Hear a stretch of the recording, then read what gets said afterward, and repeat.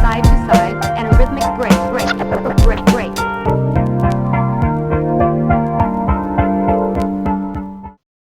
28 Days Later is a 2002 post-apocalyptic horror drama film directed by Danny Boyle.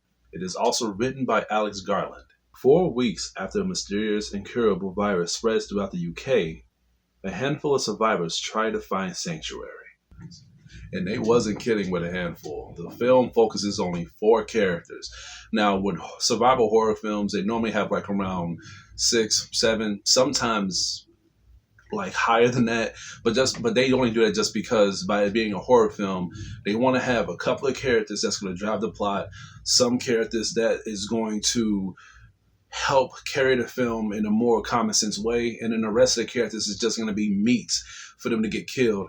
But 28 Days Later, they didn't do that. They want to be focused on a lesser scale, so you can be more attached to them in a way where you can relate to. And I thought that was fantastic. I thought that it was not just creative, but I was pulled in with each and every one of the characters, especially the main character, Jim, that is played by Cillian Murphy. I thought his character was perfect. Not just for the way he progressed through the character development through the story, but just his acting. I thought his acting was not questionable at all. Now, some people may debate on that because they say that he lacks the survival tactic in a post-apocalyptic film. But with me, I did not mind that. I feel like by the movie starts off where he wakes up from a coma in a hospital, I would have done the same thing. I would have been confused. I would have been roaming around, seeing what's going on, shoplifting, and at the same time trying to find answers and trying to find my family. And by this progresses, he begins to be interactive with other characters that saves him because, man, when he wakes up, and by me watching it again, because when I seen it the first time when I was 12 years old in 2002, I'm 31 years old now. So by me seeing this movie is still well polished. It's still well crafted with everything, with the pacing, the cinematography, and most of all, just the creativity with the infected. Now, let's just get this out of the way right now. This is not a zombie film. It's not. It has the same development cycle as zombies, of course. Like if you get interacted by an infected, you get interacted by a zombie, you can get killed or you can get infected. But what I like about this is these people are not undead. They're infected by a virus that was transferred into animals. Now it's into humans, showing you what would happen if the rage cycle would interact towards the opposite of the living. But what I mean by that is if you are not infected, then the infected will show that rage upon you. They will beat the shit out of you. They will gang up in packs. And they will show uncontrollable aggression, like animals, like animals, basically. I have to get that out of the way because I hate that type of confusion. But long story short, I love the pacing with this character because as he roams around the city, he checks out certain areas, they're empty. He checks out like certain areas of the city, and it's just it kept me on edge. I was like, man, where the hell is everybody? Where's the bandits? Where's the survivors? Where's the infected? But we get interacted with that pretty well on the film, and they actually show good horror elements to it too when he walks into the church. I don't want to spoil too much for you. If you haven't seen 28 Days Later till now, shame on you. Like, you're on something. Like, why you haven't watched it already, I have no idea. But that scene in the church, that gave me chills. That gave me chills nonstop. Not just how everything played out, but just the sound effects and the soundtrack of this film. They have done well with the soundtrack of this movie. I downloaded this, and I was 12 years old, and I downloaded the soundtrack. That should be saying something. And I'm still listening to it towards this day, playing video games and horror games that can relate to the soundtrack of this film. Now, as I mentioned, he gets interacted with other characters. Selena, that is played by Naomi Harris. I love her character. She's basically the survival aspect of the character. Each of these characters have their own strategic way of how they visualize a post-apocalyptic times of where they're living. And I thought that was good. I thought that these characters need to play a different role, because if they all acted the same, if they was all just jarheads going around not giving a fuck about who they're killing, I feel like the character development is going to fall dull for me. But she's the only one that has like a brute mind. She doesn't care if you're infected. She will kill you in a heartbeat, no matter how well done y'all bond is. She even proves this. This even happens where she grows attached to somebody and she ends up killing them without no remorse at all. But that's because the infection happens so quick. When you get bitten or when you get in contact with the blood that goes inside your eyes or inside of a cut or something, you have within 20 seconds to kill that person. Otherwise, otherwise you're going to regret it. So she explains this. So when this happens, she does not show any sorrow or no remorse or no compassion. She just looked at the character. The character looked at her, and she can tell that she had to do what she had to do.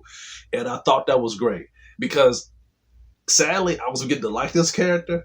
I thought this character was going to be one of the characters that was going to drive the film perfectly, because this character was smart. He was witty. He explained to Jim everything that was going on.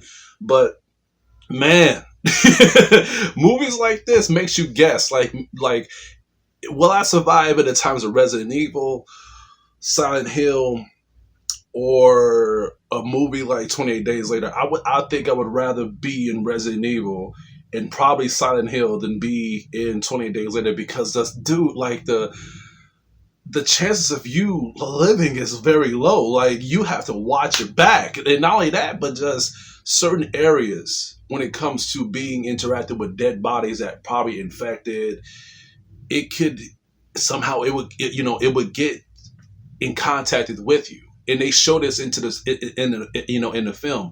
No matter how careful the characters be, they show you how serious this virus is. Like, they keep you, and that's what I like about the film, is the pacing.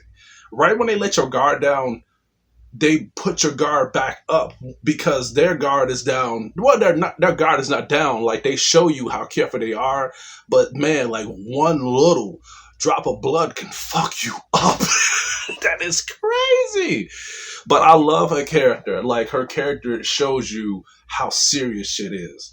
And Jim tries to tell her, like, Selena, like, look, like, maybe you need to calm down. Maybe you need to show some compassion once in a while. But she says, no, like, fuck that. Like, if you show any type of weakness and sorrow, then that's when you're going to die.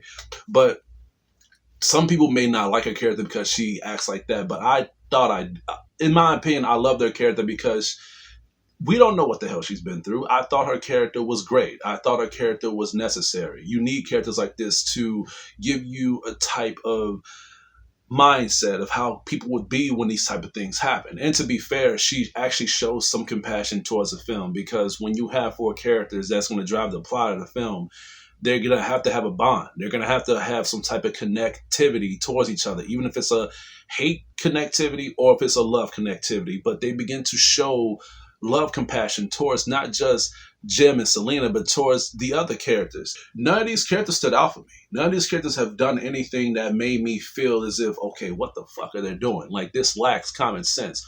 With a lot of zombie films and horror films, there are certain things that they do that makes you be like, okay, I'm not really buying this at all. But with 28 Days Later, I feel like the character development, the plot, and the dialogue, the cinematography, the cinematography was pulled in pretty quickly to me, to the point where they don't want to just show you horror elements, but they want to show you certain elements of nature. Like, there was some beautiful scenery that I've seen in the film that it showed, like, them right by a farm, and they show like horses running around, and it was a beautiful scene in my opinion. I was getting the Last of Us vibes. If you played The Last of Us, I suggest you watch 28 Days Later if you haven't seen it for some goddamn good reason. Films like this that that does good, they like to rip off certain creativities of the film. I mean, there's so many movies that tries to do like 28 Days Later and they fail.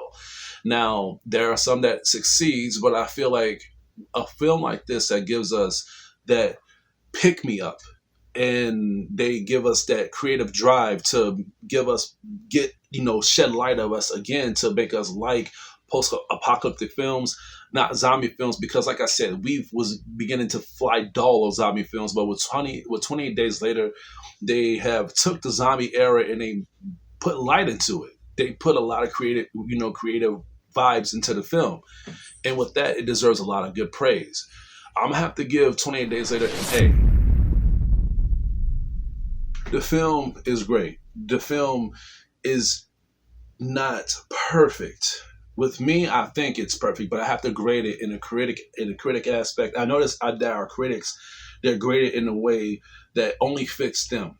But with me, by me being a critic teacher, I have to grade it in a way where I feel like it's acceptable for not just me, but for viewers as well. Because the ending, I'm gonna have to say I was satisfied with the ending because the suspense, I didn't ask for anything more, but I feel like some people that watched it thought it was a cliffhanger. I didn't mind it, but I just feel like with endings like that, I think it should be explained so you could have a drive to not just appeal to a handful, but so the question can be answered to everybody so we can all have closure. Well, that's all I have to say for today. Please stay tuned for more of my upcoming reviews and videos headed towards... Damn, did you hear that pop? Jesus. I need to work out more often. Anyway, that's all I have. You guys take a good...